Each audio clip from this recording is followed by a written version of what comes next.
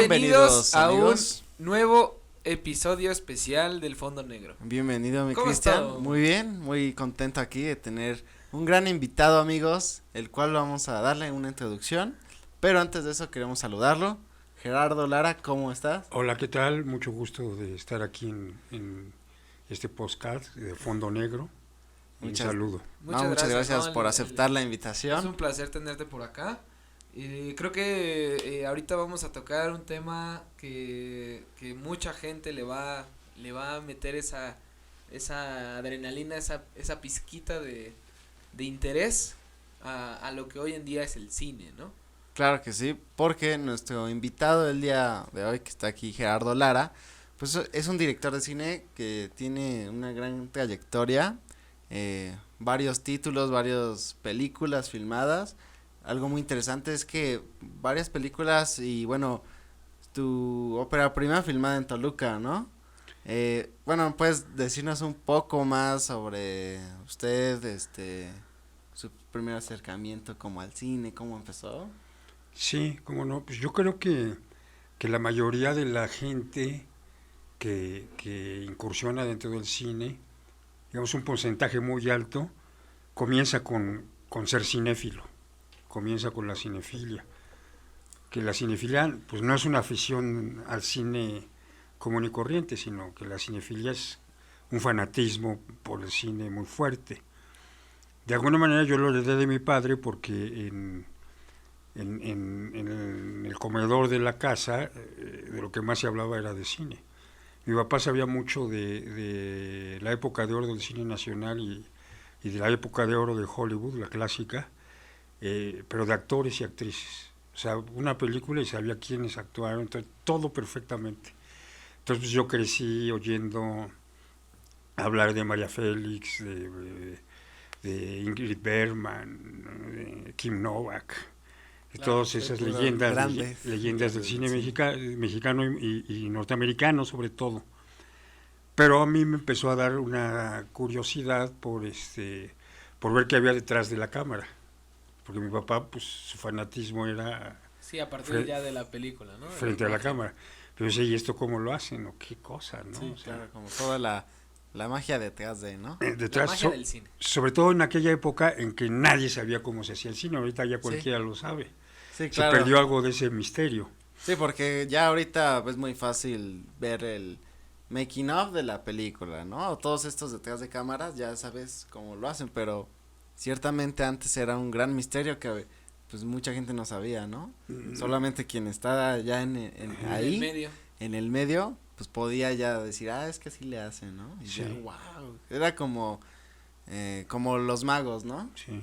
Que detrás de su truco, pues estaba toda esta preparación o toda esta, pues sí, preparación, que al final de cuentas lo que hacían era, pues ver ese truco como magia.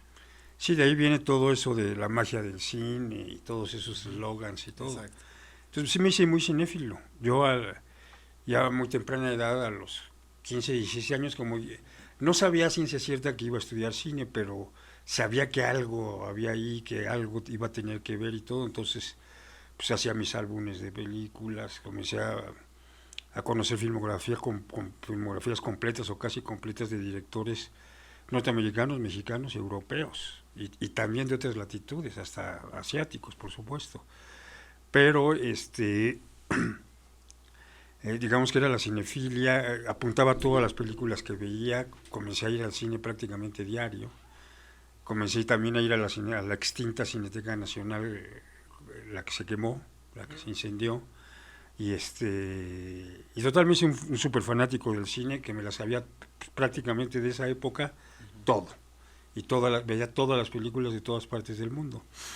Y fue cuando se me ocurrió, no se me ocurrió, sino que apareció como la posibilidad de hacer mis exámenes en el CUEC, y pues ya lo intenté, y afortunadamente a la primera me admitieron, y pues ya así comenzó mi acceso al Y cine. por ejemplo, en ese momento en el que le dijo a sus papás, quiero estudiar cine, ellos, ¿qué dijeron? O sea, ¿estaban de acuerdo o cómo fue?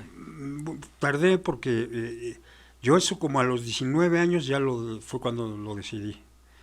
Pero no, 18. Pero lo que era en aquella época era muy raro estudiar cine. Sí, claro. Casi nadie, era muy, muy, muy, muy, muy raro. Sí. Ahorita pues algo ultra común. Pero en aquella época, pues sí, me dijo lo que le dicen todos los papás a todos los hijos, sobre todo en aquella época. Primero estudia una carrera de a de veras y después ya haz lo que quieras. Entonces me metí a economía, pero pues aquí en la UAM, en la Universidad Autónoma del Estado de México, pero pues me eché 3 años en economía y ya no aguanté. No es que no me gustara economía, sino que ya el gusano de irme a la Ciudad de México a estudiar, pues ya era demasiado. Entonces fue cuando intenté el examen, lo pasé y ya corté la carrera de economía con 3 años. Me faltaría como año y medio para terminar 2 años. Pero ya, pues me fui al CUEC. Y claro, ya mis papás pues ya no, como ya me habían admitido y todo, pues ya dije, pues Ya ni cómo no, decir algo. porque además sabían que realmente era, y sigue siendo, que te admitan en esas escuelas, pues todo un privilegio, porque Sí, total. admiten muy poca gente Sí. de un montón que van a hacer el examen. Y en aquella época, pues no había escuelas particulares, era muy rara, nada más eran el CCC y el CUEC, que ahora es la INAC. Pero ahora ya hay un montón de escuelas privadas. Sí, ya hay un buen de carreras. Si no afines, son de cine, son muy afines. Muy afines, sí. Y así fue, pues ya que llegué al CUEC. Excelente, pues yo creo que igual ahorita en la actualidad nosotros podemos encontrar pues universidades que a lo mejor y sí te dan una idea de lo que es ser cineasta o de lo que es el cine o a lo mejor y te quieres dedicar más al área de producción o al área de no sé, de imagen. ¿Cómo, cómo cree usted que tiene que ser, por así decirlo, alguna materia específica en la cual, aparte de ser cinéfilo, obviamente, porque si no tiene el amor por el arte y por el arte de ver el cine, no solo de, está bien padre, ¿no? Y está bonita, sino ya meterte a un grado de, no, pues el color de imagen, el ángulo que agarraron, no sé, por ejemplo, estas películas que a mí en lo personal me sorprenden mucho, que no hacen cortes, que es una película de 2 horas sin ningún solo corte, que todo el Los tiempo es a planos una secuencia, sola. ¿no? Ajá, exacto, y digo, yo no sé mucho de eso, pero al final sí lo sé apreciar, porque yo también soy cinéfilo, pero ¿cómo llegar a un punto en el que, ¿qué se les tiene que enseñar a las generaciones de ahora para que puedan apreciar el cine como es y no como la mayoría de la gente lo ve, ¿no? Es muy complicado y muy difícil que te pudiera dar una receta realmente, porque yo creo de alguna manera esto es muy individual. Es decir, cada quien hay una razón por la cual tiene ese gusanito. Ahora, más que recomendarles que estudien algo, yo lo que recomendaría es un autoanálisis de preguntarse el por qué quiero estudiar cine, para qué me va a servir, y estoy dispuesto realmente a enfrentar ese camino que es durísimo. Sí, sí, sí. Don Alejandro Galindo, uno de los más grandes maestros del cine nacional, el creador de Una familia de tantas, Campeón sin corona, Esquina bajan, y otros más clásicos, decía, el cine es el negocio más hijo de la chingada del mundo, el más gacho, el más culé. Solamente unos masoquistas realmente Son los que se avientan.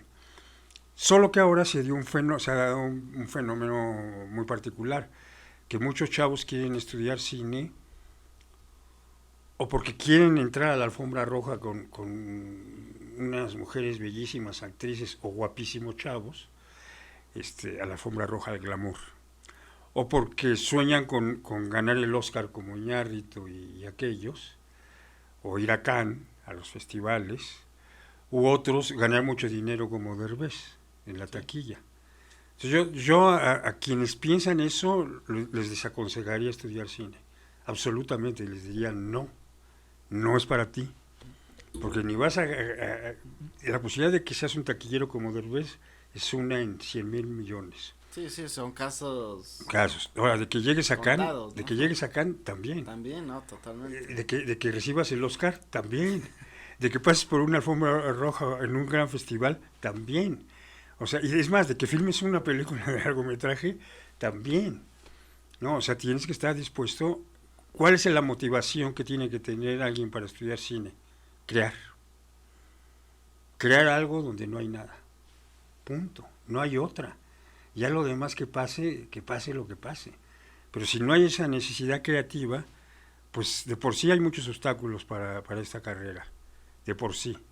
Pues ahora va a ser peor porque no tienes esa necesidad creativa. Quien la tiene está en mayores posibilidades de vencer esos obstáculos, porque tiene ese potencial interno que es capaz de derrumbar cualquier cosa. Entonces, lo importante es tener esa necesidad creativa. Es como el que quiere pintar algo, o el que quiere hacer teatro, o el que quiere escribir una poesía, o expresarse en una novela. Es decir, tiene que tener la necesidad de expresarse y haber escogido el medio cinematográfico para lograr esa expresión. Entonces siempre les digo, pregúntense qué tienen que decir. ¿Tienen algo que decir? Ya después vendrán los premios, sí, vendrán el glamour con las chicas guapas, o con los chicos guapos, o vendrá la alfombra roja, o vendrá la lana, dependiendo de cómo vaya su carrera. Pero primero piensen en qué van a decir, qué quieren, ¿no? Sí, ¿no? no, y yo creo que algo que pasa muy fuerte es como justamente al qué decir, uno puede entrar como en un, pues, ¿qué es lo que voy a decir, no? Y puede pasar que esa etapa dure muchos años, ¿no? Hasta que tal vez encuentres, pues, la historia que quieres contar o puedes darle la forma, porque creo yo que también hay veces en las que tal vez sí quieres decir algo, pero tal vez no sabes cómo todavía poderlo organizar, porque pues también no, las ideas en la cabeza, pues todos tienen muy buenas ideas, pero ya la ejecución, ya el poderlas plasmar, pues también es un trabajo muy fuerte y desgastante, ¿no? Es parte del proceso, o sea, primero es saber qué quiero yo y qué tengo adentro, y después aprender a cómo, lo que tú dices, aprender a cómo expresarlo, pues para eso se les recomienda estudiar, pero el estudio del cine, digamos que es 50% teoría y 50% práctica. Esa teoría es para afianzar lo que tú dices, es decir, ¿cómo voy a decir esto? ¿Cómo llego a decir esto? ¿Cómo lo expreso en pantalla esto que yo tengo? Eso pues, se aprende, no viene de manera natural, se aprende. Por un lado leyendo, metiéndose a talleres, a cursos o estudiando en la universidad. Y por otro lado en la práctica. Es una carrera muy práctica, de las más prácticas que yo conozco. Porque es ya en la verdadera ejecución donde vas aprendiendo todo. Sí. Porque luego ves los resultados en pantalla y cuando ya quieres editar y ves cómo la zurraste a la hora de filmar y pues no hay mayor aprendizaje. Sí, ya no lo vuelvo a hacer, ¿no? Sí. Entonces ese es el aprendizaje del cine, es tremendo. Pero tiene la gente que llega, sobre todo si no es hijo de papá, los juniors se les facilita un poco más, pero si no es hijo de papá, pues tiene que estar consciente de que va a sacrificar todo en la vida, pero todo, con tal de lograr ese sueño de ser cineasta. Ahora, todos quieren ser cineastas, pero pocos quieren hacer cine. Esa es la gran diferencia, ¿no? O sea, sí, la verdad. No, y es que, por ejemplo, a pesar de que, bueno, ahorita que hay más como facilidad por los medios, porque pues ya es más fácil tener una cámara, ¿no? Poder adquirir una luz, etcétera. Aún así, sí se ve y se nota que el que lo hace de corazón, ¿no? Porque no solamente hace uno, sino todo el tiempo está ahí y pese de las facilidades que hay de tecnológicas, pues sigue siendo una minoría los que, como decía, logra poder acabar o tan siquiera realizar un largometraje, ¿no? Sí, por lo menos uno. O sea, porque pues suena fácil 1 hora, ¿no? Decir 1 hora, pero lo que lleva a hacerlo es tremendamente es súper desgastante tanto interno como físico, como pues quien te apoye la visión toda la trayectoria, ¿no? Que no te dejen a medias o que no se vayan por una u otra razón, sino es una entrega que es como como el precio a pagar por el tipo de vida que uno escoge, ¿no?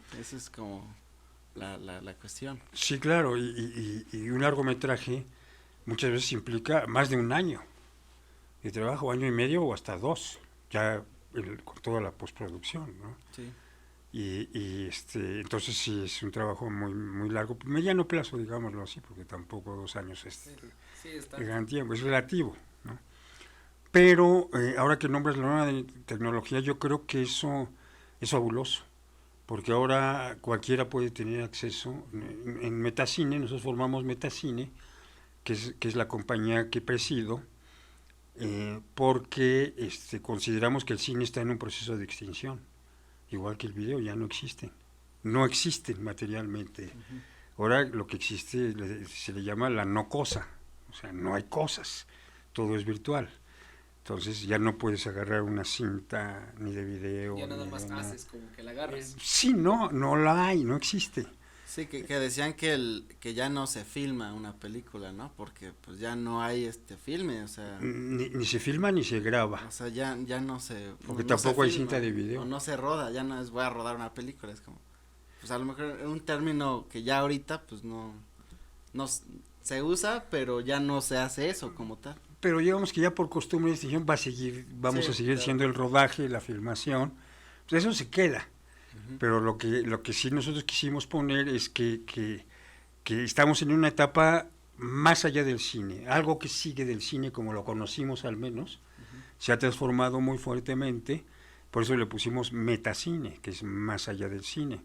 Entonces, y nuestro lema principal es cualquier gente puede hacer metacine, cualquiera.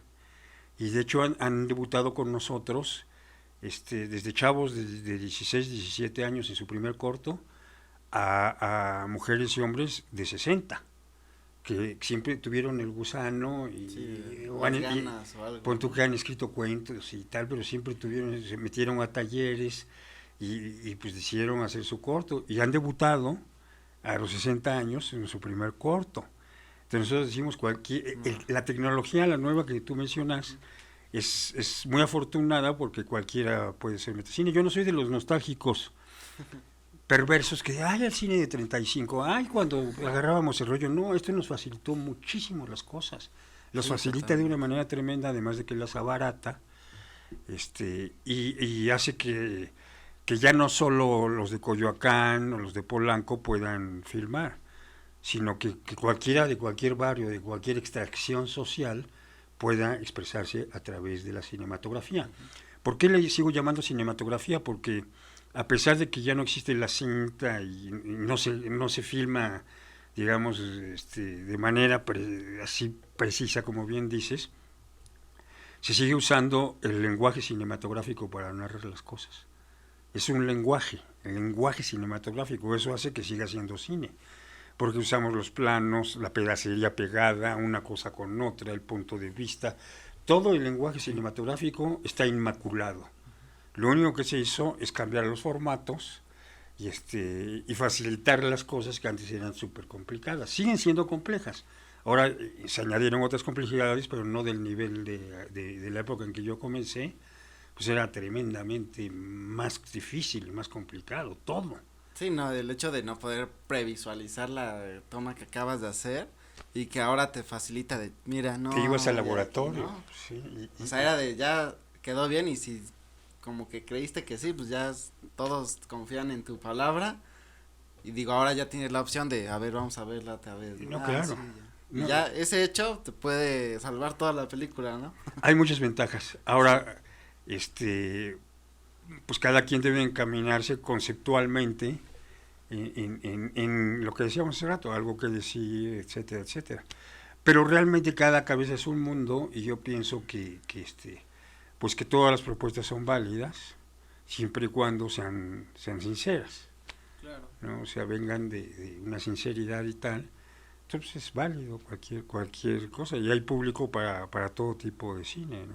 Creo que a pesar de que hoy en día ya vivimos una era del cine muy diferente a lo que era hace ya que habrá cambiado, hace 20 30 años, que Por ahí. empezó como la era más digital, que pantalla verde, que animación, pero creo que igual tener este como interés por todavía querer hacer las cosas como en el viejo estilo. Creo que es una muy buena maqueta o un muy buen esquema que te da ser un buen cineasta, porque hoy en día decirle a alguien así, imagínate que tienes algo en la mano y yo pues lo pongo en digital, a tener algo tangible y que ellos sepan cómo tiene que serlo, ¿no? Creo que ahorita no sé si realmente ocupen como un material o algo para simular que agarran algo, que de hecho creo que sí ya hay como diferentes cosas donde le ponen como puntos azules o puntos verdes para que siga una trayectoria, un movimiento, Ujú. pero creo que es mucho más, bueno, a mi parecer, es mucho más fácil ahora imaginarte y hazle como que tienes algo y como que vuelas y que como haces, antes que era como, pues hazle como puedas y con lo que te doy, ¿no? Eso creo que esta evolución al final te ayuda mucho si tú empezaste desde hace 30 años, creo que te ayuda mucho a visualizar lo que hoy en día es No, como la claro. parte digital. Sí, claro, y por supuesto que quienes tenemos la experiencia en ambos procesos, que digamos somos los de la transición, porque a mí me toca esa transición muy directamente, pues sí tenemos una ventaja de haber conocido el sistema antiguo, el análogo. Es una gran ventaja, porque incluso para editar se nos facilitan las cosas mucho más, por los que usamos Moviola en alguna ocasión, ¿no? Sí, sí se tiene otro estilo y todo. Pero realmente, en concreto, el proceso, la etapa y todo sigue siendo la misma. Igual tienes que tener una idea, esa idea la tienes que atrapar, esa idea la tienes que argumentar, ese argumento lo tienes que convertir en una escaleta, tienes que hacer un guión cinematográfico, y de ese guión pues ya tienes que hacer un breakdown, una preproducción, y organizar un rodaje, y luego pues una postproducción, igualito, todo es igual, nada más que ahora las técnicas, los formatos, las formas cambiaron, pero el procedimiento sigue siendo el mismo. Entonces la sinceridad, el manejo del lenguaje y todo eso, pues sigue siendo igual. No hay diferencia. Y cada vez la tecnología pues se va acercando más. Todavía no llega igual a lo que da el 35 milímetros. Da todavía un poco más profundidad de campo, por ejemplo, 35 milímetros, pero ya se está acercando. Ya prácticamente ya no hay extrañamiento del 35. Entonces, yo creo que no hay crítica al decir, ay, esto es de la era digital, y no, al contrario. Yo pienso que hay que adaptarse a las nuevas tecnologías. Por eso en Metacine hay muchos chavos de su edad que son los que saben las técnicas y tal y tal. Si no, imagínate, si estuviera yo muy retrasado, Sí, no. todavía querría filmar en 35 y todo, pero pues no. Entonces, creo que es una gran fortuna vivir esta transición. Me Sí, parece muy bien. y algo muy interesante es cómo menciona sobre adaptarse a las tecnologías, porque pues hace 10 años no se pensaba que un celular iba a dar la calidad de una cámara casi de cine, ¿no? Y es por ejemplo, esa sí es transición para lo mejor de nosotros, de ver que era una cámara y ahorita un celular sí te da pues sí te da la potencia de ya grabar una película, un cortometraje, o ya hasta lo han hecho, ya hay varias películas hechas. Entonces, pues ya no es como aferrarte, no, yo quiero la cámara de cine, ¿no? Ya es, pues aférrate pero a la idea que quieres, tal vez, y no tanto al con qué lo vas a grabar, porque eso va a cambiar, ¿no? Puede Totalmente. cambiar incluso a la mera hora, que se descomponga o que alguien trajo un mejor equipo, pero adaptarse a las nuevas tecnologías también permite incluso hasta poder generar más, ¿no? Incluso podía haber ese que te permita pues ya no a lo mejor solamente hacer una obra que querías, ¿no? A lo mejor ya puedes incluso hacer la otra que habías pensado, ya te permite poder generar un poco más que solamente una obra, o adaptarte mejor para poder generar más ideas, más proyectos. Sí, tienes razón, porque la cámara ya no es el problema. Ya no es el problema. Si un celular fregón tiene toda la calidad y todo para poder exhibirse, digamos, llegar a un DCP final y exhibirlo en pantalla grande, pues no hay ningún problema. O sea, el problema sigue siendo el guión, o sea, el punto de partida de todo. Claro. Ese es el gran problema y ese es el gran problema del cine mexicano. O sea, tecnología hay y muy buena, y fotógrafos hay buenísimos, pero los contenidos generalmente dejan mucho que desear porque no hay un trabajo de guión tan de fondo, sino generalmente se filma con un primer tratamiento no bien acabado, no trabajado el guión como es debido, también por falta de dinero, porque pues, es una industria muy frágil, es más, es una semi-industria, le digo yo, a la del cine mexicano. Es una semi-industria porque pues, son muy pocos los que viven realmente del cine industrial en México. Son muy Derbez y otros 10, ¿no? Pero realmente no hay más.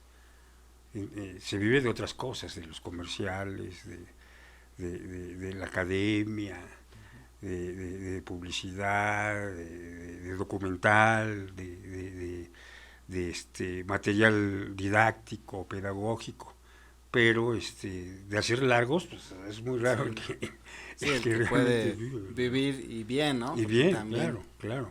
Sí, es como un grupo muy selecto el que pues puede hacerlo, pero creo que no significa que por eso se pierda la esencia de, ¿no? No, porque además se empieza a romper también con los monopolios de la exhibición. Porque exhibir cine mexicano en pantalla grande, en salas comerciales, es muy difícil. Porque los monopolios de las mayors norteamericanas pues no permiten que se exhiba mucho cine mexicano, al contrario, lo dejan en términos muy minoritarios.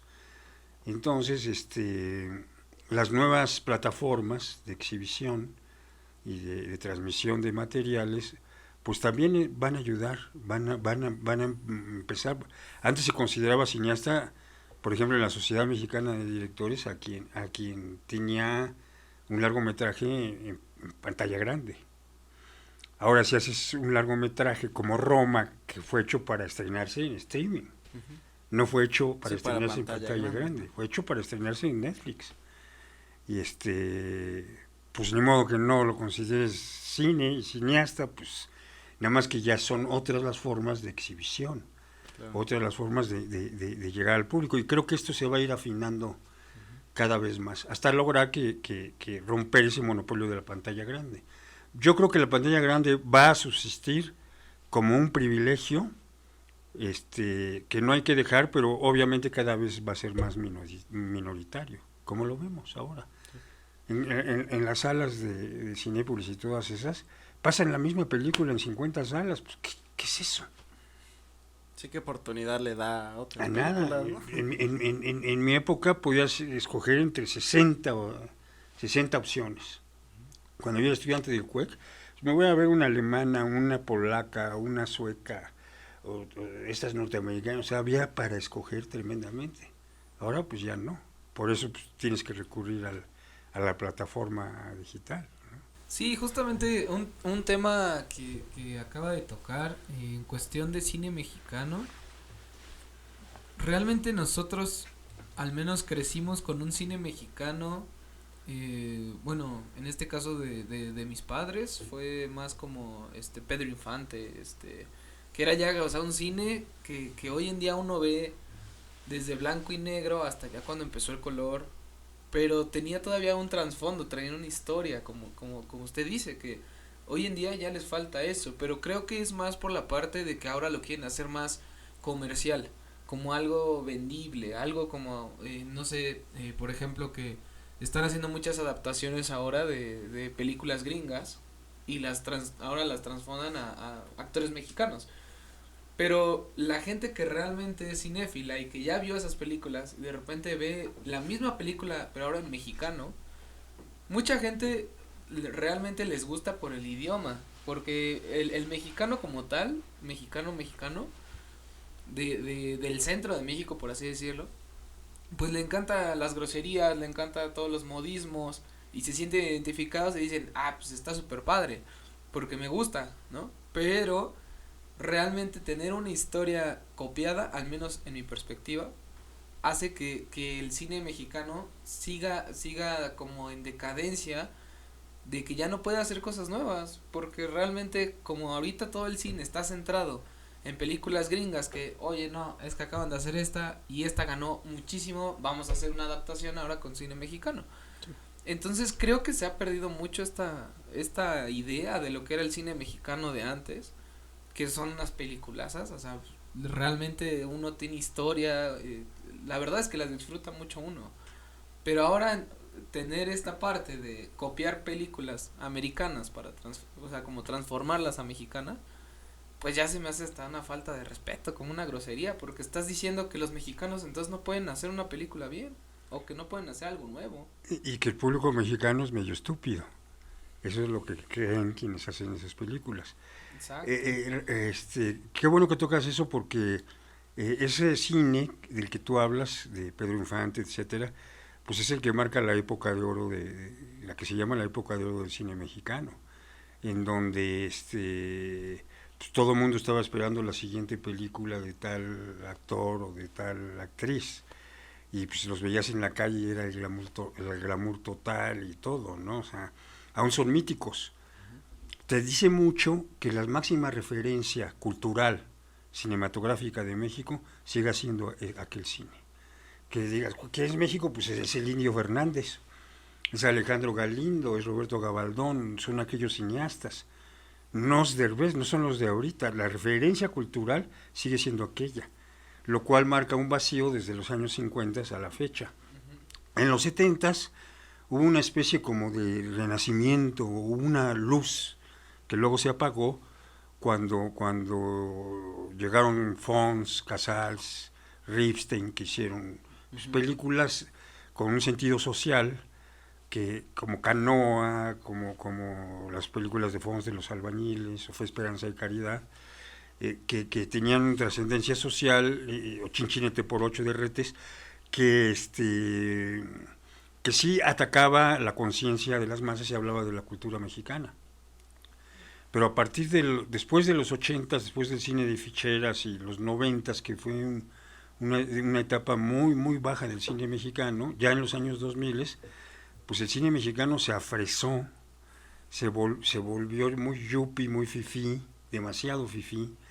Empezaron a hacer solo películas de Polanco, y ahí tenemos un ejemplo muy reciente, que es una película que yo conocí el guión, que se llama Las diosas del asfalto, la pueden ver en Netflix.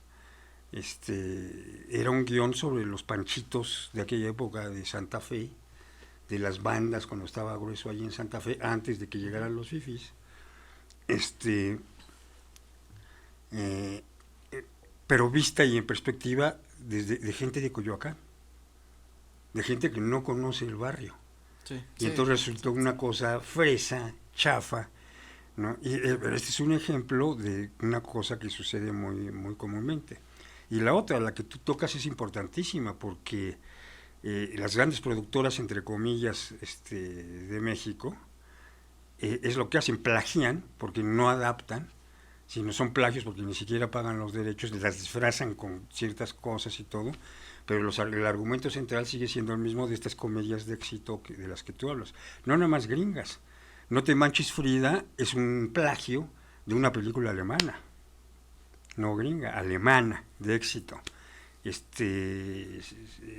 Si yo fuera tú, es una adaptación de un plagio de una comedia brasileña también súper exitosa, y que además yo conocí el guión mexicano, y estaba copiado exactamente igual, nada más cambiados, como bien dices, los modismos, Sí, con modismos de aquí, y ya pero es todo era mexicano, igual, ¿no?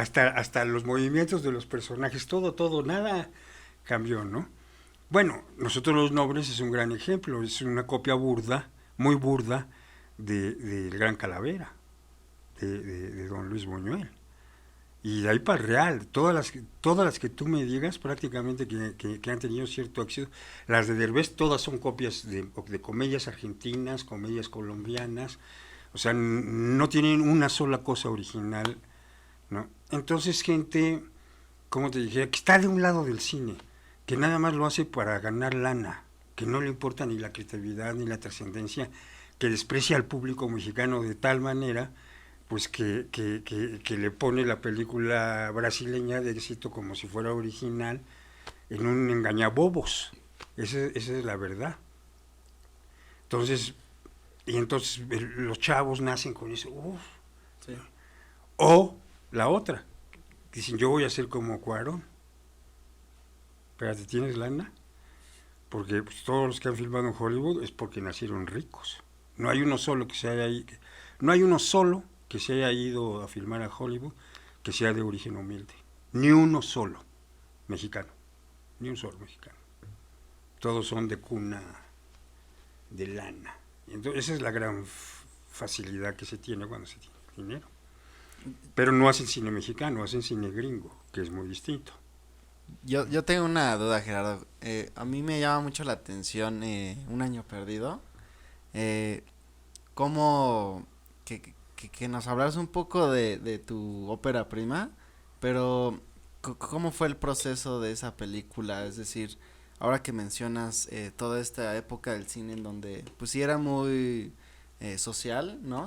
Podíamos ver lo que ocurría en esos momentos, lo que vivían los estudiantes, muchas historias reales en las cuales eran afectadas por decisiones de arriba, ¿no? Del gobierno, cómo les cambiaba su vida y cómo ellos pues actuaban ante eso, ¿no? Y en este actuar pues se veía la rebeldía de los jóvenes, el crecimiento, ¿no? También de los personajes, veíamos un antes y un después de dichos sucesos, pero cómo en tu película, cómo fue todo este acercamiento. ¿Cómo te diría? La película está llena de cosas que yo viví o atestigué o me contaron en mi época preparatoriana, cuando fue la huelga de la Universidad Autónoma del Estado de México del 76, que fue una huelga muy importante, muy larga, donde hubo represiones, no llegó al grado del 68, pero es casi nuestro 68 toluqueño, casi, porque sí hubo porros, hubo trancazos, hubo una huelga muy larga que duró meses, creo que hasta un año, y se logró tumbar al rector, hubo manifestaciones que nunca se habían visto en Toluca, manifestaciones muy grandes y muy combativas. Entonces yo había vivido todo eso, pero también rodeado de anécdotas preparatorianas. Todas las dos chicas que son Tea Escanda y Vanessa Bauche, pues son como una mezcla, ambos personajes, de diferentes amigas de la prepa. Los sucesos de alguna manera los viví, alguna vez le regalamos una rata muerta al maestro que más nos chocaba, igual espiábamos en el baño de mujeres, aquí lo cambio, aquí las mujeres son las que espían en el de hombres, ¿verdad? Son sucesos así como que sacados, anecdóticos, sacados de la vida real, convertidos en un drama cinematográfico, pero que más bien lo que tratan de retratar es el fin de una época y el inicio de otra. Es un poco lo que trae ahí de fondo Un Año Perdido. Y eso se refleja también en la transformación de la ciudad. Es una cosa que ha sido un tema también lo toco en La Aldehuela, otro largometraje que tengo, La Aldehuela, Historia de un Gran Amor, también toco esa transformación que ha sufrido la ciudad a través de los años, que de ser una ciudad con ciertos edificios, cierto encanto, cierto acá, pues se volvió una ciudad grisácea, chafona, en base a tirar las cosas históricas, como el cine Coliseo, que era un cine art déco y que por los intereses comerciales chafas nos pusieron a esa abominable Plaza González Arratia, digo, al Cine Coliseo, por favor. Entonces, eso fue un año perdido. Y fue un guión que yo ya tenía, y el IMCINE, digamos que me aprobó en primera instancia el guión, pero me pidió un nuevo tratamiento. Y entonces llamé a un co-guionista que es muy amigo mío, que es Patricio Rufo, y ya entre los dos hicimos el guión, que por cierto fue rechazado en su momento. Dijeron, ¿sí? Siempre, que dice mi mamá que siempre no. ¿Cómo cree? Y que eso, o sea, fue, usted mandó el guión y en ese momento Había un consejo como que sí, pero a lo mejor fue no, que no. lo mandé, haz de cuenta, en primer tratamiento, donde te daban una lana, o te dan todavía, Ajá. para retrabajar el guión. Okay. Y entonces ya pues, lo retrabajamos, contraté a Patricio, ya presentamos el guión al Consejo Consultivo y dijeron que no, cosa muy rara. Y entonces fui a ver a José María Espinaza, un gran intelectual mexicano, articulista, conocedor de muchas materias, que era el director de la jornada semanal en esa época. Y yo escribí una carta, pues, haciendo pedazos al IMCINE. Y él me dijo, no, la carta la voy a archivar, pero déjame manejar yo esta información como si fuera un artículo mío. Y en efecto lo sacó. Pues a los 2 días me llamaron del IMCINE. Que siempre sí. Que siempre sí, y fue la primera, no sé si haya habido otra, pero al menos fue la primera decisión que se revirtió dentro del cine. No sé si haya habido otra, pero no lo sé, a ciencia cierta, pero de que fue la primera, eso sí, seguro. En esos momentos, ¿ya había terminado de estudiar o estaba Ya. finalizando? No, ya tenía, más de cuenta, ya tenía fácil como 6 años de haber salido de la escuela. Había realizado otras cosas, no nada más en la escuela, ya había hecho un documental que se llama Round de Sombra, que es documental corto, medio, que dura 26 minutos, está en Filmin Latino, lo pueden ver, es Round de Sombra, que es sobre la historia de un boxeador y tal. Pero en ese momento me dijeron, cuando se revirtió la decisión de un año perdido, era agosto, y me dijeron, pero tienes hasta octubre para levantar el proyecto o se te retira la lana. Entonces imagínense, 2 meses, y no lo pongo como pretexto de nada, pero nada más como ejemplo de cómo se las gastaba el cine, y se las sigue gastando de alguna manera, no ha cambiado mucho. Entonces, esa es la historia. Y logramos hacer la película, pues sí, contra viento y marea. Y realmente, ¿cuál podrías considerar tú que fue como el primer logro, el salto a esta carrera ya cineasta, en la cual ya te considerabas a ti mismo cineasta, ¿sabes? Porque digo, al final lo estudiaste, tienes la pasión desde muy chico, pero debe haber algo, como cualquier proyecto, como cualquier carrera, creo que cuando logras algo y logras un objetivo en común, es cuando uno dice, voy por el buen camino, ¿no? Estoy haciendo las cosas bien. No sé si más temprano, pero tengo una fecha que sí podía hacerla. A lo mejor es antes, pero donde ya me sentí consolidado internamente, un sentimiento interno, estás hablando, fue cuando el Che del Calvario, un mediometraje que tengo, que también está en YouTube, que es la historia de Ernesto Barrera, un boxeador toluqueño, que fue campeón de peso mosca nacional a los 16 años de edad, y terminó en desgracia alcohólica como un T-por-8 ahí en las calles. Entonces yo, antes de que muriera, de hecho murió cuando estaba yo editando la película, hice un seguimiento. Entonces hicimos una docuficción. Ahorita está muy de moda la docuficción, pero este trabajo lo realicé yo en 1983. Entonces yo ahí siempre la docuficción ha sido una de mis, o sea, más bien reducir las diferencias entre documental y ficción es una de los postulados de Metacine. O sea, fundir las diferencias. No hay diferencia entre documental y ficción para nosotros. Entonces, ahí digamos que en el Che hice el primer ensayo, una película de época, porque todo sucede en los 60s. Conté con el apoyo de la Compañía Universitaria de Teatro, que lo dirigía el fallecido Svon Gamaliel. y con sus actores, todos actorazos extraordinarios, etcétera, y sus vestuarios que tenía en la compañía de teatro, y más toda una banda que yo traía de cuates míos que eran cinéfilos, amantes y todo, entonces se juntaron todas esas experiencias y logramos hacer la película en blanco y negro, por cierto, cuando ya se filmaba a colores, pero como era de época nosotros dijimos blanco y negro. Y de pronto es invitada al Festival de Oberhausen en Alemania, que es un festival de cortometraje famoso, cortometraje y mediometraje.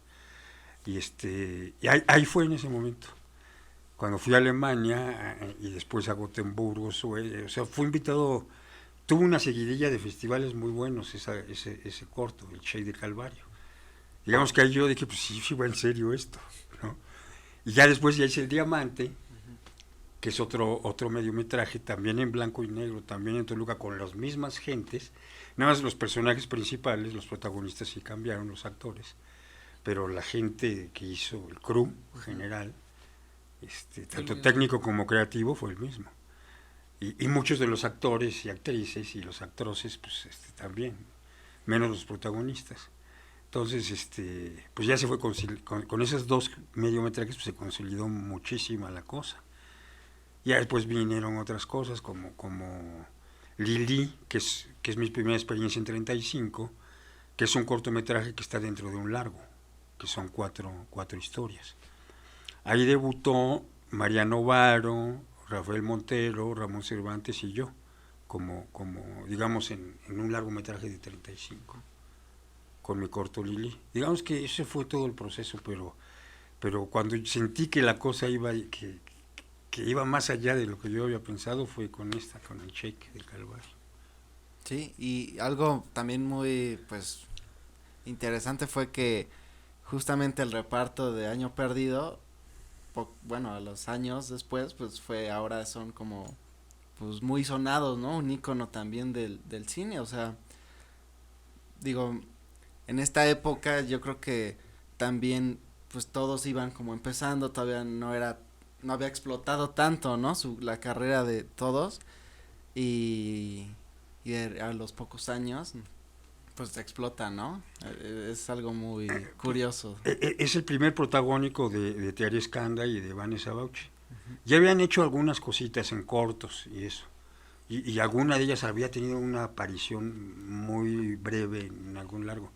Pero es su primer protagónico de ambas.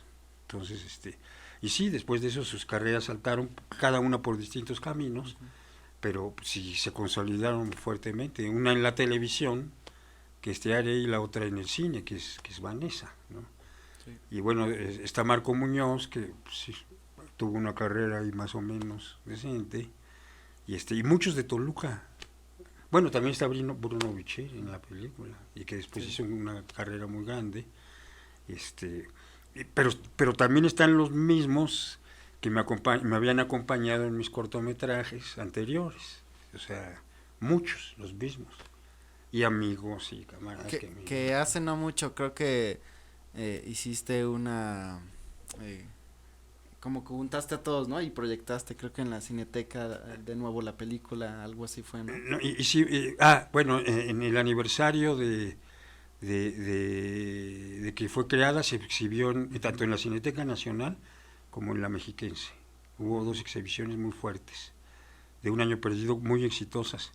Y bueno, en la Mexiquense hicimos hace poco la muestra de Metacine, donde pasamos 30 y tantos cortometrajes.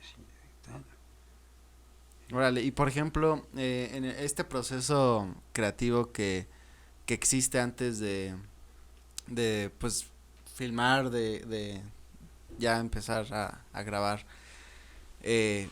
¿cómo preparas, cómo le haces porque tiene que haber cierta disciplina también para escribir, para bajar las ideas que a veces están muy volando, ¿no? Por los cielos, y que dices, bueno, ahora sí las voy a aterrizar, ahora sí le voy a dar forma a tal cosa. ¿Cómo le haces o qué proceso llevas para hacerlo? Pues mira, yo creo que hay unos procedimientos que son generales a todo el mundo, pero no son esquemáticos, porque también existe la parte en donde cada quien encuentra su propio método. Es algo así muy curioso. O sea, hay cosas que, por ejemplo, hacer un argumento, pues eso es para todo el mundo. ¿Cómo vas a pasar a hacer una escaleta si no tienes un argumento? Es más, si no tienes una idea no puede ser un argumento, y así. Sí. Y no puedes hacer el guión si no tienes una escaleta, porque vas a hacer 10 veces el trabajo. Claro. Y ya teniendo el guión, pues tienes que hacer por lo menos 2 o 3 tratamientos hasta que ya sientas fuerte, que ya no hay nada incoherente, que todo, que digamos la lógica interna de tu guión fluye. No la lógica de la vida real ni cualquier otra lógica, la de tu guión. Entonces lo primero es eso, construir tu lógica interna. En ese sentido, Truffaut, sigo mucho los principios de Truffaut, que él decía que existe la idea, pero ya que haces tu argumento, la idea muera. El argumento mata a la idea. Ya que haces tu escaleta, mata al argumento.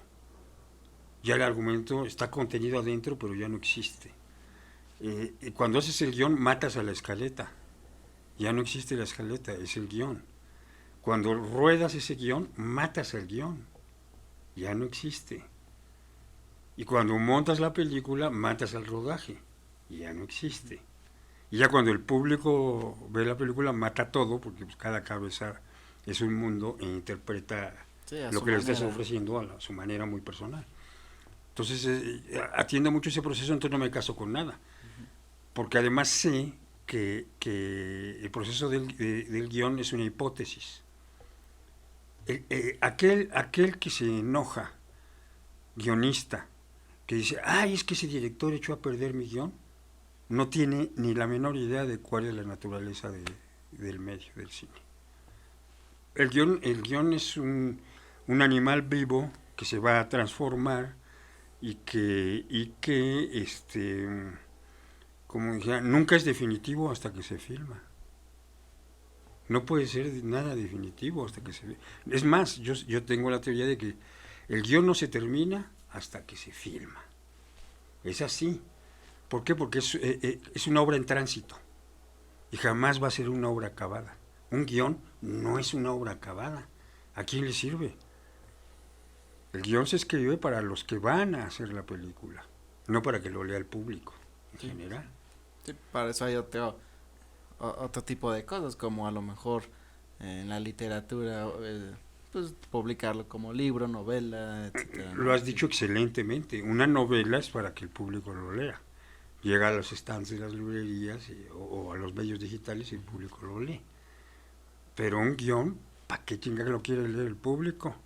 Es más, es aburridísimo y toda su excepción y tal, no. Hasta la comprensión es más compleja, ¿no? Mucho incluso más compleja. Más técnica. Absolutamente.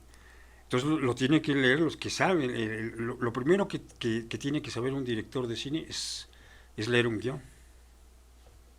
Si no sabe leer un guión, pues va a chafear. Pero no nada más el fotógrafo, el director de arte, el sonidista, todos los que participan en la creación de la peli, pues tienen que estar en una concordancia con aquello que los une, que es el guión. Pero como cada quien va a dar su aporte y ese guión va a pasar por un montón de manos y un montón de procesos complejos, es ridículo decir, es que no filmaste mi guión. Es el proceso, es el animal vivo, es la naturaleza de las cosas. Y Guillermo Arriaga dice que le robó su obra Iñárritu. Pues entonces lo hubieras dirigido tú, Arriaga. Sí, hay una lucha ahí de... Pero además, ¿no? hablar a toro pasado, digo, ya Sí, cuando la obra está hecha y todo. No, y que además les fue muy bien. Muy es bien, como... digo, ¿no? Entonces, ese es el proceso. Entonces yo sí trato de, ya cuando, si llego a dirigir y el guión es mío, pues me separo de esa, digamos, de esa personalidad de guionista y entro a la personalidad de director. Entonces aquí ya hay que resolver en pantalla. Ya es otro boleto. Otro paso de la etapa. Y donde además voy a tener determinadas locaciones, voy a tener con determinada lana, determinado acceso a unas actrices y a otras no. Entonces, todo eso tengo que adaptarlo. ¿Cómo ha sido esta transición de haber hecho estos largometrajes, cortometrajes, mediometrajes a lo largo de una carrera larguísima y ahora que eh, no sé cómo explicarlo, ¿cómo está trabajando en este momento? Ahorita que hay algo nuevo que esté por hacer, por sacar, que supongo que a pesar del tiempo que se necesita para hacer algo hoy en día, que antes normalmente uno escribía, no sé, algún guión o escribía las escenas de una película, lo que sea, y a veces hasta se aventaban así, ¿no? Sin más. Yo lo escribí y eso es lo que quiero grabar y vamos, ¿no? Y ahora que ya es un poquito más de estudio, que ya es un poquito más de a ver qué le interesa a la gente, cómo voy a expresar lo que estoy escribiendo. ¿Cómo ha sido esta transición? ¿Qué es lo que le depara a Gerardo Lara en estos próximos años? Yo creo que la perspectiva es muy buena. Digo, si sobrevivimos a la pandemia y a otras cosas, ¿verdad? Primero Dios, este, son buenas porque hemos formado la compañía de Metacine Creaciones, que va más allá de una compañía, sino que estamos formando a nuevas generaciones de cineastas. Eso no implica que sean todos jóvenes, sino, como ya lo dije, de una generación de cineastas de diferentes edades y de múltiples perspectivas. Entonces, ahorita estamos preparando un guión de largometraje.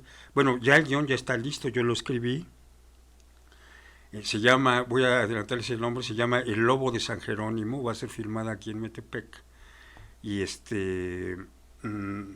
la va a dirigir, va a ser la ópera prima en largometraje de Lisandro Solís, que es mi socio en Metacine, y yo la voy a producir junto con Apocalyptic Producciones. Ese es uno de los trabajos que vamos ya a impulsar desde principios de año. Ya desde ahorita lo estamos ya fortificando. Más viene la muestra 1 de Metacine. La muestra que hubo en mayo fue la muestra 0. Okay. Y entonces tenemos ahorita, en postproducción tenemos, creo que son 6 o 7 cortos, más otro que se va a filmar en enero, más otras 3 cosas de mediometraje que ya tenemos en perspectiva, una de las cuales yo voy a dirigir, que son 3 mediometrajes que van a formar un largo. Yo voy a dirigir uno de ellos. Básicamente son los proyectos a nivel de filmación. Ahora, a nivel de formación, pues vamos a ampliar nuestros talleres de una manera exponencial el año que entra, y vamos a tratar de, tanto la muestra 0 como la muestra 1, pues hacerlas itinerantes y poder acceder a más espacios. Ya en el año antepasado, previo a la pandemia, hicimos una pequeña exhibición. Fueron creo que 10 o 11 cortos en la Cineteca Nacional de Metacine. Entonces empezamos a dar un paso más de hacer una muestra de varios días también en la Cineteca Nacional, no nada más en la Mexiquense, en ambas. Y darle un carácter itinerante que pueda ir a otras partes de la provincia mexicana, ¿no? Entonces esas son las perspectivas, y hacer ese largo que te digo que acabo de escribir el guión. Digamos que eso es lo central. Excelente. Aparte de que hay otros proyectos por ahí de todo tipo de todo. Yo tengo escritos 14 guiones de largometraje que puedo considerar terminados, más otras ideas sueltas y guiones que andan por ahí no acabados, pero así terminados que podrían estar listos para filmarse, tengo 14. Entonces también voy a presentar en diversas instancias uno que otro, a ver cuál es chicle y pega, y o sea, combatir.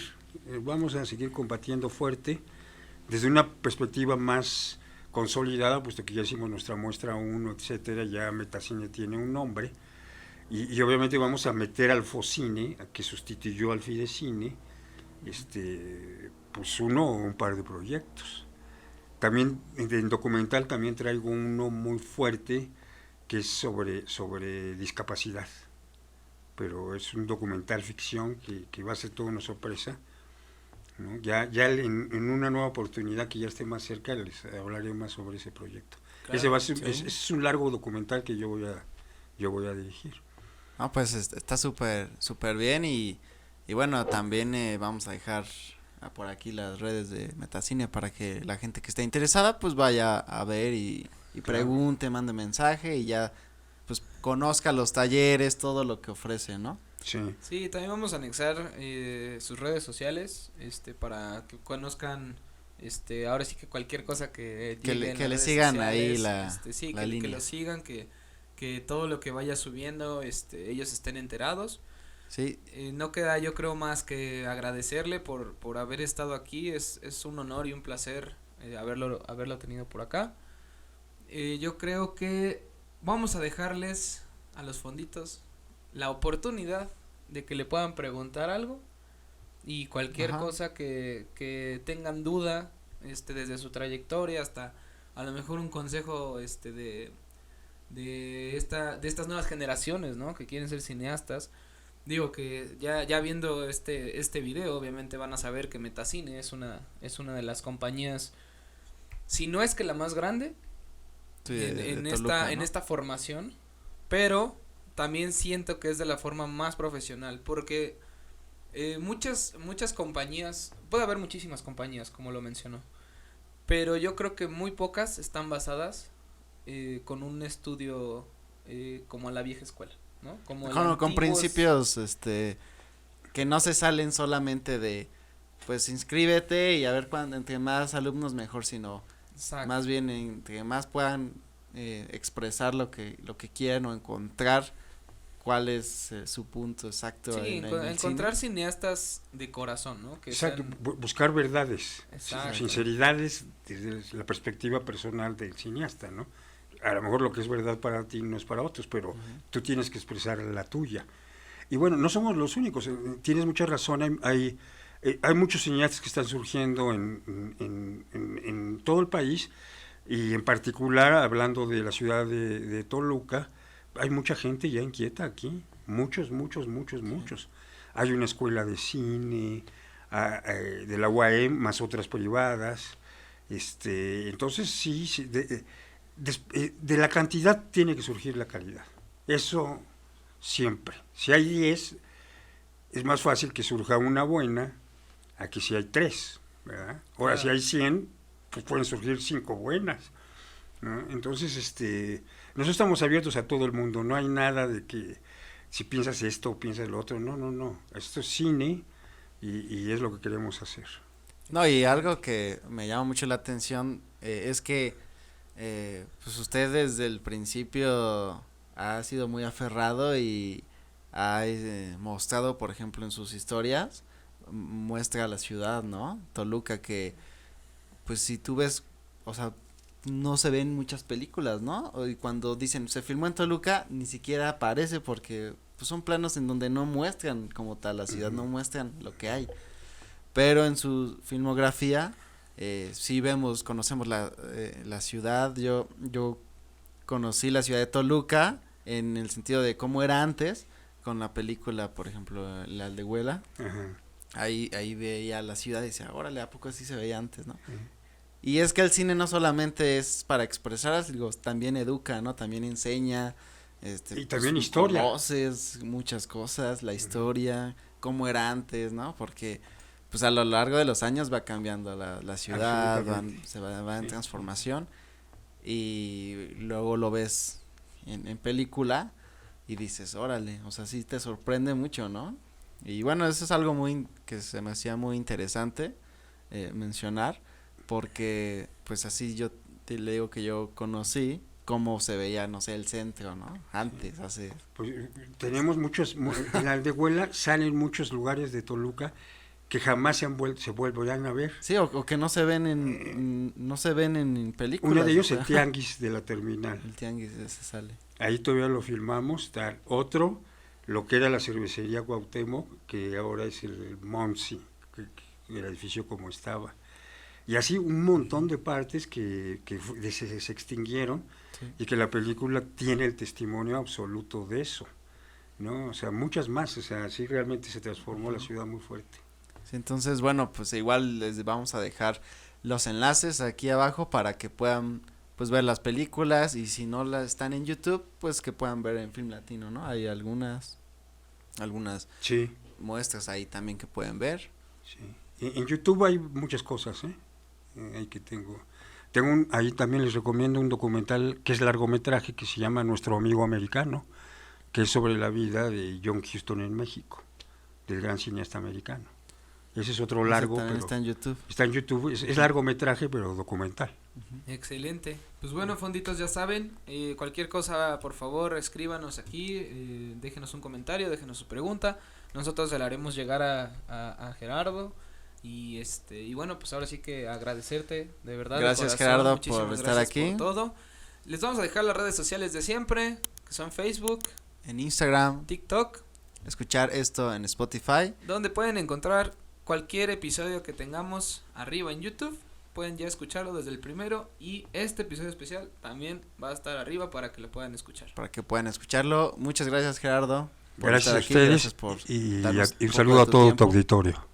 Muchísimas Bueno, amigos, gracias. nos vemos en un próximo cuídense episodio. mucho, nos vemos hasta un próximo episodio.